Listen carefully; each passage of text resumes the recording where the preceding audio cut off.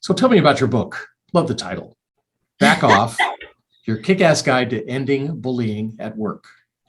Yes. So that was my first book. And I had all of this information rolling around in my head from graduate school. And I felt compelled to put it on paper. And so people ask, is it hard to write a book? I'm like, not for me, because I wasn't starting from scratch. I just dumped all this stuff and then I had to organize it.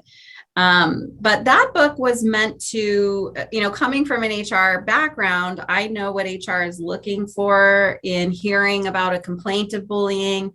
So it was really meant to be some advice for people who feel bullied and how to navigate it. And it talks about the reasons you might be bullied and the reasons that person acts that way, and the things that you should be thinking about before you go to HR. It offers, tips on ways to try to solve it yourself before you go to HR.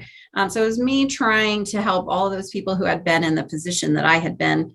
But because I had that HR background to kind of say, here's my thoughts on how you might successfully navigate this.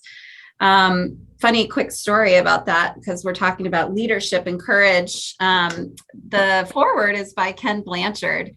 And I'm obsessed with Ken Blanchard. He's I want to have a company like his. It's global, bazillions of dollars. And he randomly, I see on LinkedIn that he's going to be speaking in San Diego. And so I go to this networking event and everyone's in the foyer, networking and stuff. And I'm like, where's Ken? Where's Ken? I got to talk to Ken. And I had recently written an article in a magazine called Personal Success Magazine.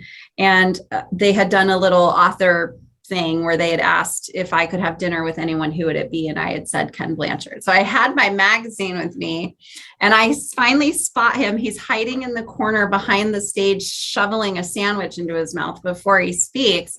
I march right up to him. I open the magazine and I point to it.